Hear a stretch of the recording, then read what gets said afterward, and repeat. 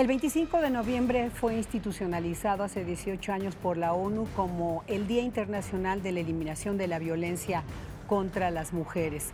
En América Latina empezó la conmemoración de esta fecha hace casi 6 décadas porque justamente el continente registra una de las tasas más altas de violencia contra las mujeres. Pero esto también ocurre en el mundo. La violencia contra las mujeres no es un fenómeno nuevo, desde luego es algo que ha existido durante centenares de años, desde el principio casi de la historia. Y bueno, lo que hay que decir es que sí pasó de ser un asunto privado a constituirse en un problema público que se logró visualizar, doctora Olamendi, pero que no ha sido fácil. ¿Cómo se ha logrado visualizar este problema pues ya social y público con el que en algunos casos se ha avanzado y en otros nos hemos quedado atrás? Pues yo creo que ha sido la lucha de las mujeres. No ha sido fácil. Primero por el reconocimiento de que también éramos seres humanos. Parece mentira, pero la calidad de seres humanos la adquirimos hasta el año 94, cuando finalmente se dice también los derechos de las mujeres son derechos humanos. Y finalmente la protesta de mujeres. Protesta constante del movimiento de mujeres, del movimiento feminista, que da cuenta pues de una tragedia que se vivía al interior de los hogares, en donde las mujeres podían hasta perder la vida, y sin embargo eso formaba parte del mundo de lo privado. O el mundo de eso te tocó, es la cruz que te tocó vivir, es la situación que tienes. Y esa visibilización de la violencia y las expresiones de violencia tan brutales, pues es reciente. Le estamos hablando de los años 90. En México, la primera reforma la logramos en el año 88, que fue la violencia sexual, y en el 96 la violencia familiar. Casi similar a lo que pasaba en el resto del mundo. Finalmente las mujeres empiezan a saber que esas conductas violentas pueden ser sancionadas. La violencia sexual, la violencia física, la violencia económica, la violencia psicológica. Se empieza a dar un acercamiento a los ámbitos de justicia al denunciar, que no nos ha ido nada bien, por supuesto, en la denuncia. Pero yo te voy a dar casos. En el año tenemos millones de mujeres denunciando violencia que no se toman con seriedad. Pero también en México ha ocurrido un fenómeno brutal, que es esta construcción de nuevas formas de violencia provocadas fundamentalmente por el crimen organizado. Entonces tenemos que lidiar problemas de violencia contra las mujeres. Yo creé hace 30 años, el año que entra son 30 años, que creamos las agencias especializadas en delitos sexuales. En la Ciudad de México. En la Ciudad de México. Sí.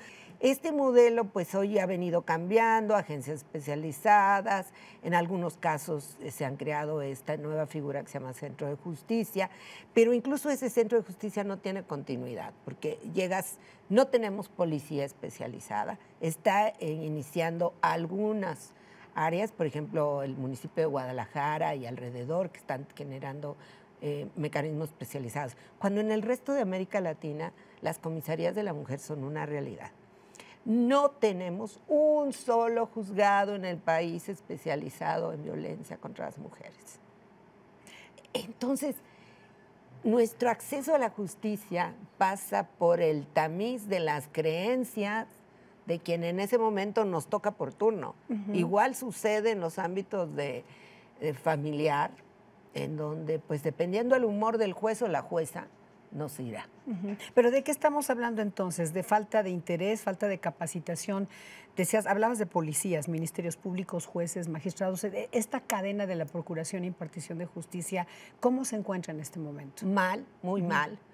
No se podría explicar el índice tan alto de impunidad como existe en México. Y en los casos de violencia contra las mujeres, de por sí ya hay una denuncia muy pequeña en algunos tipos de delitos. Te pondré un ejemplo: violación.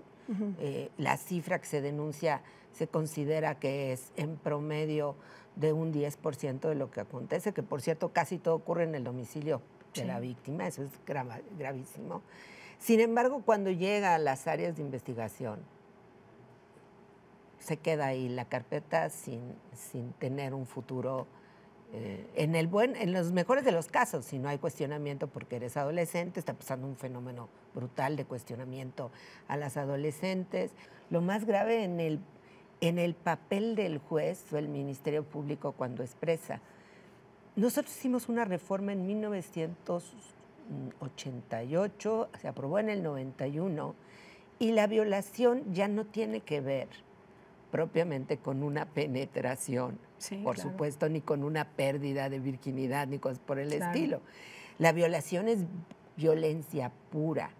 Sin embargo, a las mujeres se sigue practicando el examen que da cuenta de la desfloración o no. Y el dicho de la víctima sigue quedando en duda. Los jueces siguen exigiendo que exista una penetración total, cuando el tipo penal te dice incluso cualquier cosa diferente. Pero eso quiere decir que los jueces no están siguiendo lo dramático de este caso es que los jueces, los ministerios públicos, se niegan a tomar completa la legislación. Hablabas de unas comisarías de mujeres. ¿Cuál es ese modelo? ¿Qué lo hace diferente? Son modelos que se empiezan a practicar en Brasil a partir de una ley que se llama María de la Peña, por un caso de una mujer maltratada que no fue atendida correctamente.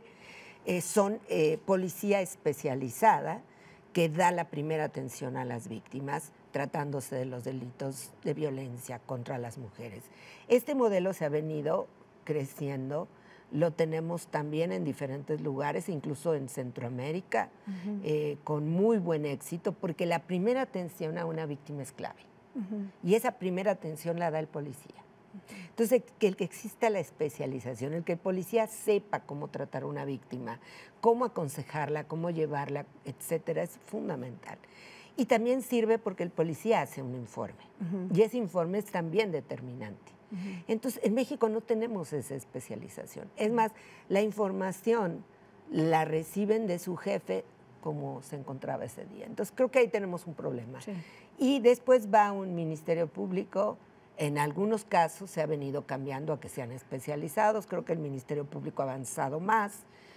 Hay algunas agencias especializadas. Pueden atenderla, otras no necesariamente, aunque la agencia sea para mujeres, no necesariamente el personal está calificado. Y muchos de esos casos se quedan ahí, no pasan al juzgado. Y cuando pasa al juzgado te toca el juez de turno. De Tin Marín de Dopingüe, cayó en y resulta que quizá ese juez o esa jueza no necesariamente considera que la violencia contra las mujeres es un asunto serio, grave. Entonces, se nos quedan los casos ahí, se mantiene impune, no hay sanción para el agresor y por lo tanto no hay un mensaje claro de que la violencia es efectivamente un delito que debe ser sancionado. Te quiero preguntar si el feminicidio y otros delitos contra las mujeres se juzgan igual en todos los estados de la República. Tú has sido insistente, consistente en decir que los códigos penales y los códigos civiles en materia de violaciones a los derechos humanos de las mujeres se unifiquen. ¿Por qué es importante? Y danos otro ejemplo sobre este tema. Mira, yo te voy a dar un ejemplo. Simplemente en el feminicidio, cuando se construye finalmente en el 2012 el tipo penal federal, que es el que está vigente, se ponen lo que se conoce como razones de género, o sea, las motivaciones para provocar la muerte de una mujer. En algunos casos dice que se haya realizado una violencia anterior, es decir, que ella fue víctima de la violencia familiar, que haya sufrido lesiones previas o posteriores con brutal saña o demás, que su cuerpo se ha expuesto. Cuando se va a los estados, estas razones de género, dependiendo del humor de nuestros legisladores locales, le quitan o le ponen. Pongo un caso, por ejemplo, tú recordarás este caso terrible de una mujer asesinada por encargo del esposo en Yucatán. Cuando tú revisas el tipo penal en el estado, te encuentras que no existe el que hubiera sido amenazada previamente, ¿verdad? Sucede mucho en la violencia familiar y muchas veces por eso las mujeres se retiran o se van o huyen. Es el no existir deja sin sancionar como feminicidio una conducta como estas. Entonces, no tenemos homologadas los tipos penales. Lo mismo sucede todavía con el tipo penal de violación y esto es bien grave, lo que han venido haciendo los legisladores locales. Yo digo que es violación abierta, total a los derechos humanos. Han reducido la edad para que sea violación, aunque del consentimiento. Dicen menores de 12 años. Y dejamos a una franja de 13 a 18 que siguen siendo niñas para efecto de la Convención de Derechos del Niño, sin protección. Yo he insistido que tengamos un código penal único. Soy quizá la más fiel, porque he hablado de ciudadanías diferenciadas para las mujeres. Dependiendo en qué lugar estés, tendrás determinados derechos. Si te mueves, como nos pasa a nosotros, ¿verdad? Que si movemos y vamos al Estado de México o a Morelos en un lapso muy breve, puede ser que nos encontremos con que esos derechos no estén protegidos. Sí, así de absurdo. Así de absurdo. Seguimos con esto, Estela, no es posible. Tú has publicado un libro magnífico que se llama, es reciente, Feminicidio en México. Sí. ¿Dónde se puede conseguir? Y te pregunto si nada más lo ponen las abogadas o los abogados. La verdad es que hice un libro para distribución gratuita. Ah, qué bien. Afortunadamente la edición es a cargo de una editorial muy famosa, Tirant Leblanche, que está en México, Tirant México y el InMujeres. Y puedes bajarlo en la página, en cualquier internet, ya sea en la página del InMujeres o en la editorial Tirant México, y se llama El Feminicidio en México. Usen lo que quieran. Yo ya les dije que por favor usen lo que quieran. Viene desde una explicación de cómo surge todo la violencia contra las mujeres hasta concluir con un modelo para integrar correctamente una carpeta de investigación para los estudiosos. Lo único que de vez en cuando pues pónganle que es de autoría mía, pero pueden ocupar lo que quieran. Sí se Yo vale. creo que se vale y pues está abierto, no hay más que entrar al internet. ¿Las mujeres lo tenemos que leer? Tenemos que leerlos porque si no, no vamos a comprender incluso lo que vivimos, por qué de esta violencia. Y un dato que me parece importante decirlo, muchas veces dicen que esta violencia es igual en todo el mundo. Sí, nada más que la magnitud de la violencia en México es enorme. En el mundo son 3 de cada 10 mujeres que sufren violencia. En México son casi 7 de cada 10 mujeres que sufren violencia. Híjole. Si esto no debe ser una política y frente a eso tenemos menos de 50 refugios en todo el país, las que puedan apoyen a los refugios. En un país de 120 millones de personas. Y bueno, muchas gracias por el trabajo que haces por todas las mujeres y por las familias en general. Gracias, Pati. Gracias, doctora. Gracias, un placer. Nuestras leyes de igualdad de género, así como la ley de acceso de las mujeres a una vida libre de violencia, son de las más avanzadas del mundo. El problema es que no se aterrizan en la práctica. Basta de feminicidios como los de Mara o los de la pequeña Valeria en un microbús del Estado de México. Lo más importante es que las mujeres dejemos de ser usadas por discursos políticamente correctos y que poco aterrizan con compromiso en la realidad. Esto fue A Quemarropa. Nos vemos la próxima semana.